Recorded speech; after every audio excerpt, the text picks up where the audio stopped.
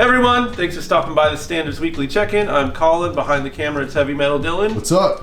Today we're going to be getting into some staff picks, flipping through some new arrivals and recently priced records. We have a bunch of, a big old glut of 80s light prog. So stay in for the big flip on that one. I know everyone's a fan of that.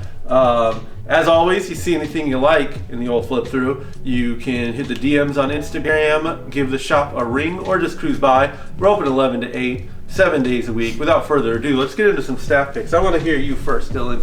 Tell the people what you're listening to. Alright guys, you know, they call me Heavy Metal Dylan for a reason. What is that? Because I listen to metal. Oh yeah. A lot. And we got the Possessed rare demos, 84 to 92. Played this like a bunch today, and I gotta say, some tracks are harder to listen to than others, but worth it if you like Possessed and satanic lyrics and just like, you know, just sitting in a room by yourself and listening to guys screaming Satan and, you know, that's cool. 666. Yeah. Yeah, that's badass, honestly. That's it. I mean, hey, you know, you'll never hear me say anything bad about Seven Churches. Yeah, no, exactly. And now are these like more raw and insane than that, or? No, it's just like there's Seven Churches songs on there, right, but it's like a demo version, so it sounds kind of rough. And that's the part I'm talking about, like just the harshness of whatever they're recording on. And but it's really cool. And if you just wanted to hear like raw live tracks of Possessed songs, that would be it. All right. So I think the 92 part has the what's that record called with the skull? Eyes of Terror? Horror. Sure. Eyes of Horror sounds good. Yeah. There's some songs from there too, I believe. And so it's like harsher to listen to. That stuff is harsher to listen to? Yeah, weirdly enough, the earlier stuff, like 85 is good, but then when it gets in the 90s, it just sounds like they're just playing off into like rehearsal tracks or something. Yeah, but weird. It's cool. This is an exciting new bootleg. It's got studio outtakes. Listen, I've been in the trenches with my Misfits stuff. I thought I heard it all, and then you hear this stuff, and it's just different takes of the songs you already know. Sometimes kind of some extreme different versions. I think a lot of this stuff is, the side B I think comes mostly from it sounds like Horror Business sessions, like the Bobby Steele stuff with that really insane guitar sound. And then side A is more Static Age outtakes. Again, alternate versions of stuff. I think In the Doorway is an instrumental, which isn't that exciting, you know, but just goes to show that there's like, just to see any kind of like actually unheard Misfits stuff from the prime era is really wild, and the sound quality is excellent.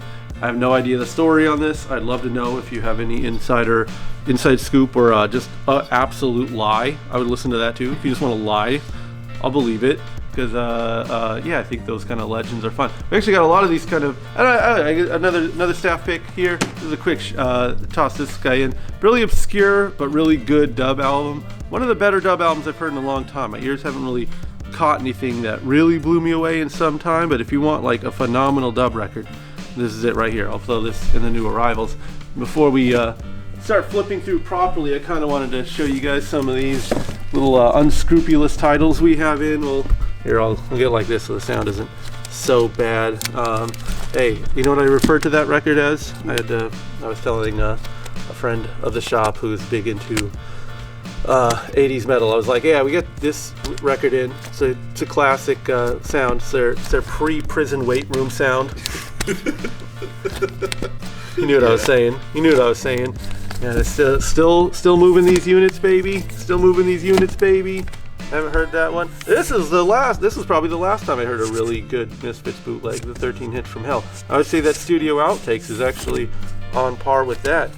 Possibly more interesting. I always thought 13 Hits was pretty similar sounding to the regular tracks, but still very cool session. That's the fresh stuff that's in the purple tub. You know where to find that. Let's do some flip throughs. All right. Okay. You get anxiety when you drink caffeine? Sometimes, if I don't eat. I don't know what anxiety is. I've never felt it. I've never felt fear. Oh, yeah. I've never felt scared. I've never felt anything other than being strong. Yeah. And muscular. It's not fun being me. Is that so? Yeah. I don't think it is. I don't know. I regularly think to myself, man, that seems great. Just being Dylan. Oh, hell no. Seems very streamlined. Seems like you got it all figured out over there. You want to switch places? For like a day?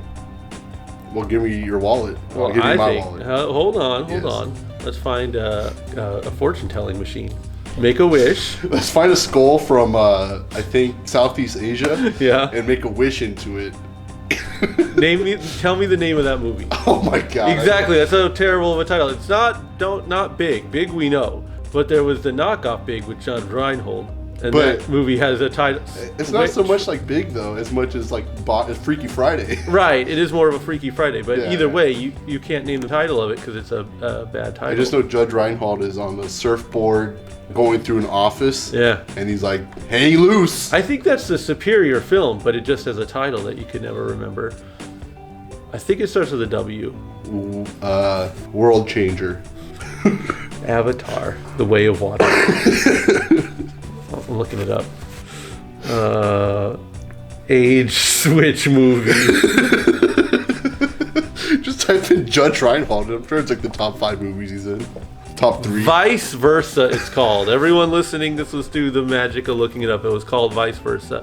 And if you knew that off the top of your head, You're a liar.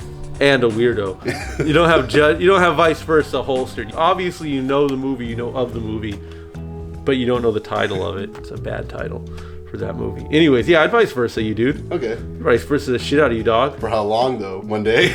Because they go for like a week or something. Dude, that's like dream. But then, Dream World. Who's going to what show? Are you going to see? You What's the band that they go see? Oh, Helix? no, it's way cooler than that. It's Lizzie Borden? No. Fuck.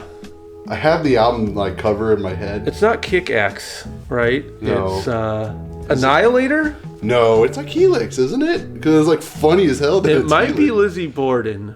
No, I feel like Lizzie Borden was too big. Let me see. Hold on. Vice Versa band. Malice. Yeah, instead Who's of seeing Malice? You or me? oh, it's an updated version. So instead of Malice, we'll be watching Bent Blue at the program. Who's seeing Ben Blue at the program? I'll see that. That sounds great. But you're asking me. Yeah. Okay. And you're at home. That sounds pretty nice, actually. Yeah. See, I'm telling you, this is a good idea. Let's go to shows now. Got too much going on. Heavy is the head that wears the crown. Never heard of that saying. Exactly. Viewer questions. This is the part of the video where we answer the questions left in last week's YouTube comment section. This time around, we got one that I'll be honest with you, Dylan. I'm not exactly qualified to answer. Muscle Lure is asking for good photo preamp recommendations, and I'll be real. I'm out of my element with that stuff. I do know my opinion personally, which is just based on horsey sense. I feel like all the solid state ones are pretty much the same. So like if you're gonna get those like $10 pile ones, I feel like that would probably be as good as a more expensive solid state one. You're ultimately just talking about sort of adapting the signal from the record player into a amplifier.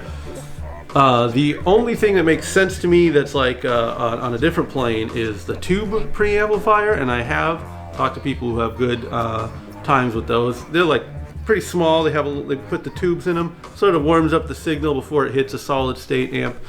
So if you're going that route, I would say sure, because let me tell you, having a full tube amplifier is a pain to have to switch out all those tubes all the time. So maybe a small one. Obviously, I'm making things up as I'm talking here, Dylan.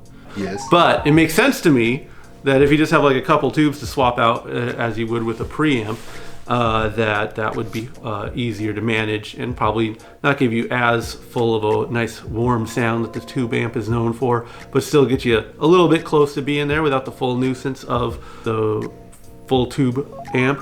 But as for brands of tube amplifiers, or preamplifiers, I couldn't tell you any that makes sense. All I know in that world is you kind of get what you pay for.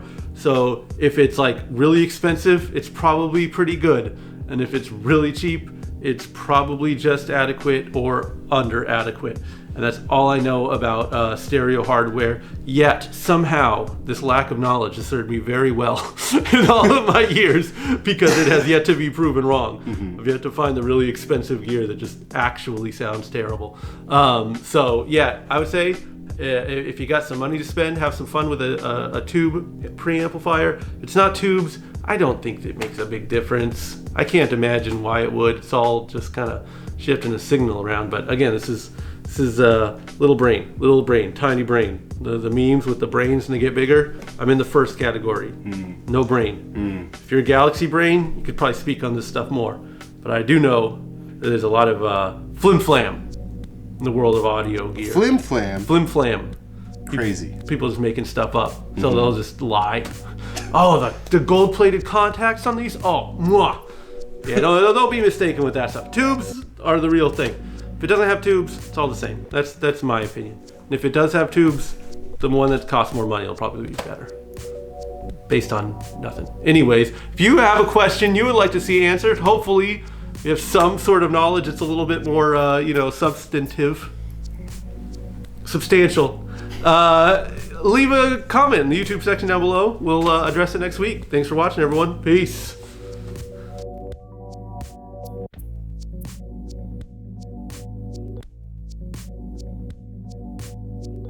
It's probably pretty good.